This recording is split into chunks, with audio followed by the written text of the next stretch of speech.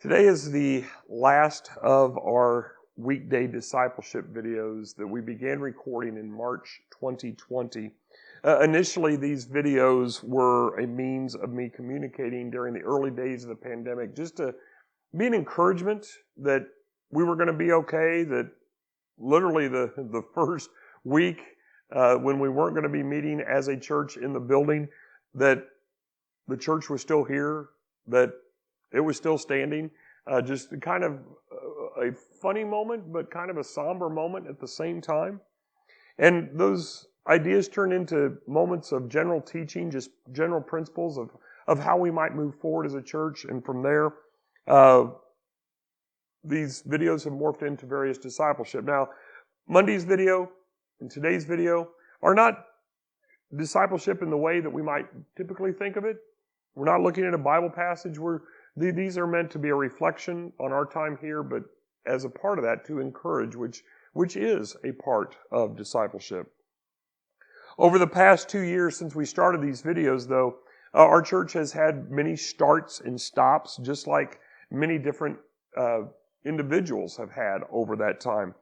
But now in this final video, I want to share my hopes, just a couple of hopes that I have for the future of Fairfax Baptist Church. Now, I say this being the final video for me, but this is the final of these daily videos, as we're calling them, the discipleship videos. We will still have a Friday preview this week, and then the last sermon that I will preach will be up on Sunday, or for Sunday, and that will be the actual last video of me, Lord willing.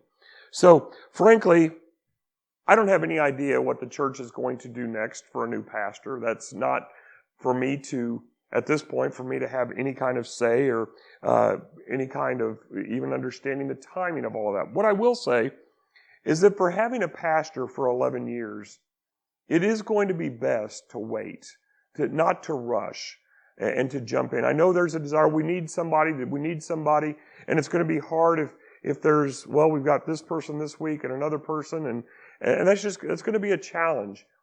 But the reality is, when you have somebody who's had a long-term pastorate, the next person generally does not stay very long because of unfair expectations.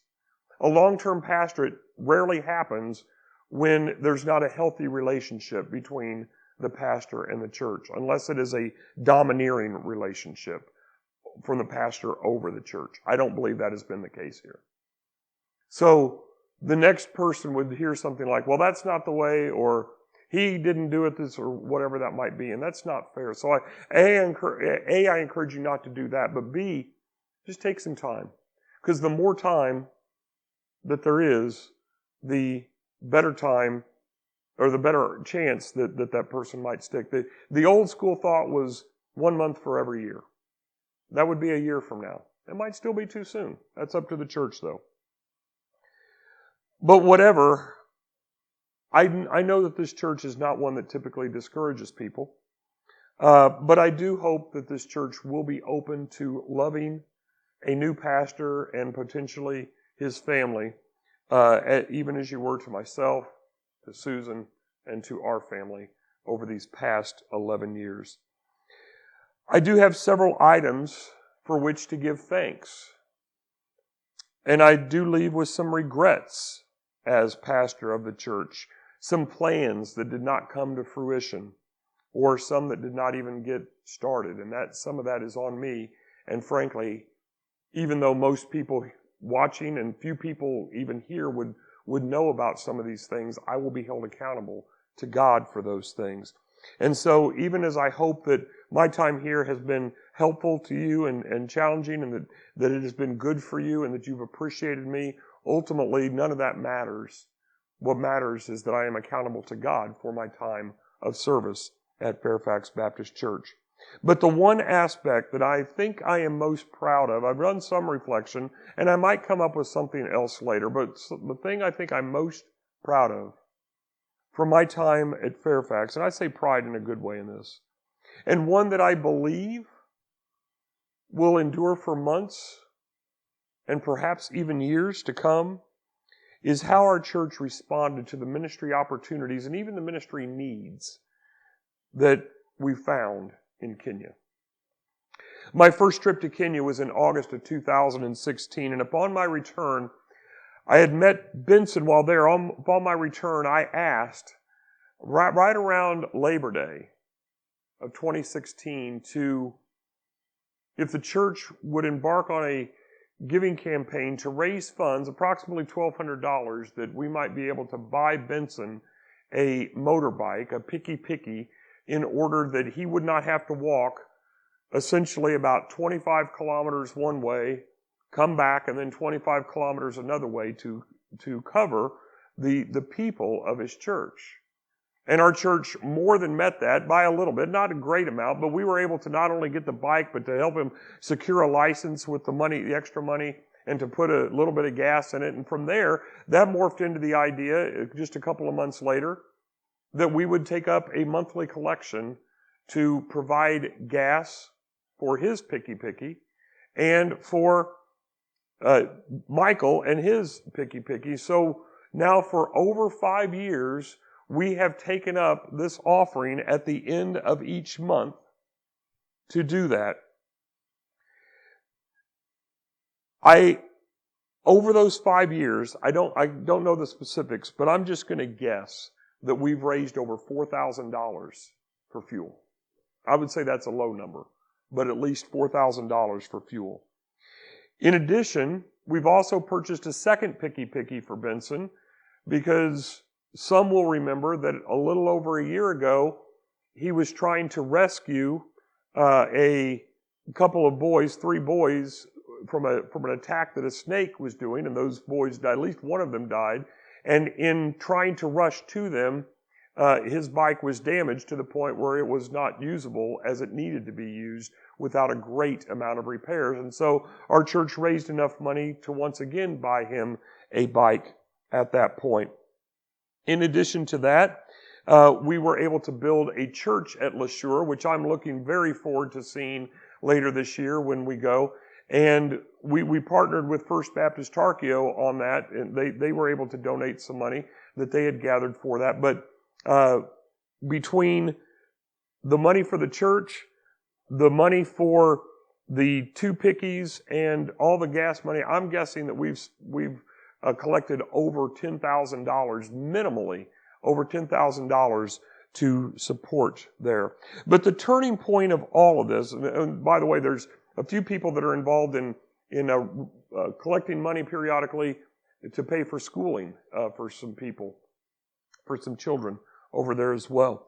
But the turning point of this ministry was after Mike, Roger, and Rick and I returned from what was my second trip, their first trip over there, in January of 2018. And that we returned on a Saturday.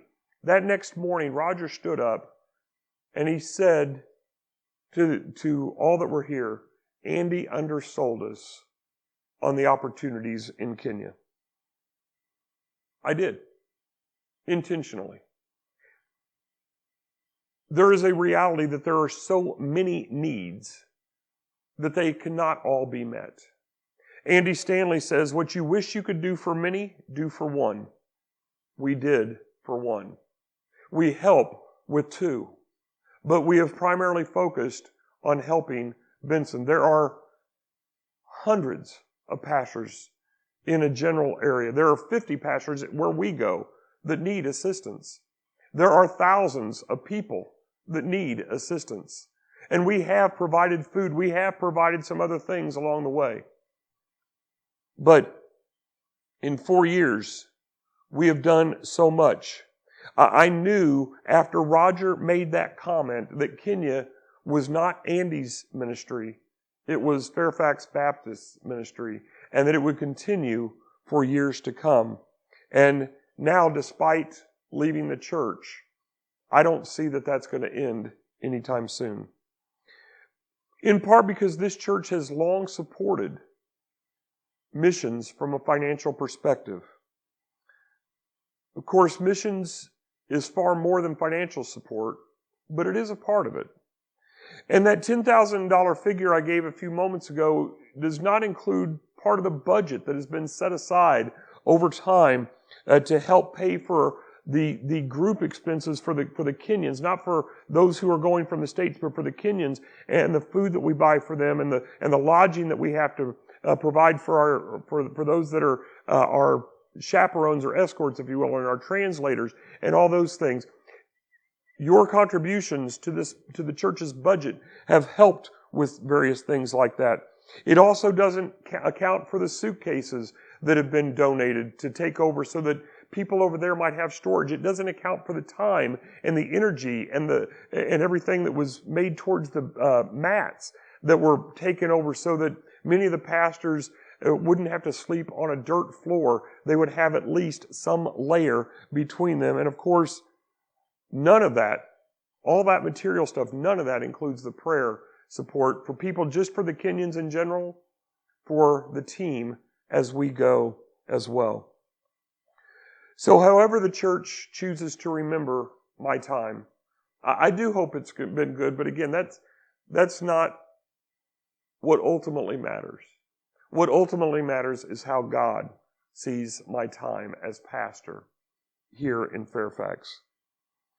But for my faults, for my regrets, for my joys, for my successes, and let me say that differently now, for our joys and our successes, the work that we have done in Kenya is a true highlight, and I pray that Fairfax Baptist will continue to bless the people of Kenya into the future.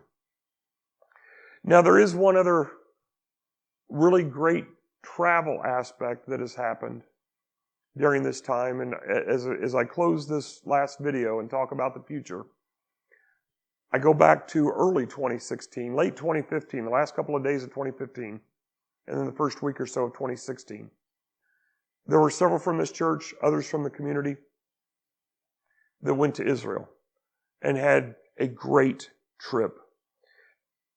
We have had a trip planned to go back to Israel, and it's been well into the future, but over the last couple of years, again, the pandemic has changed how we've had to think through and plan for that. So when we took the initial date off the table a couple of years ago, or about a year ago, we just have to keep delaying it. But right now, tentative plans are to return to Israel and to take a group from this church and some others that have expressed interest in the spring, Lord willing, in the spring of 2024.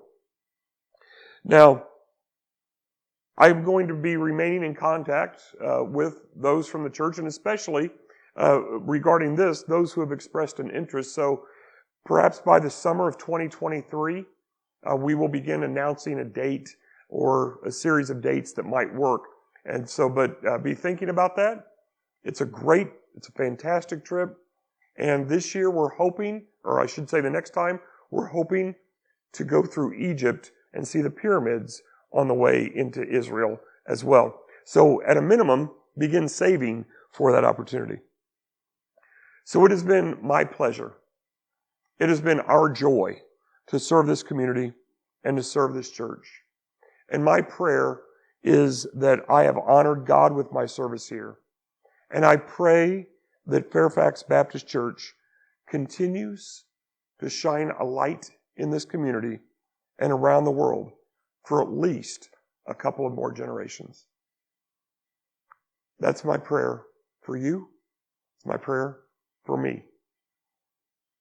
Let's make this happen by doing just a little extra for the glory of God.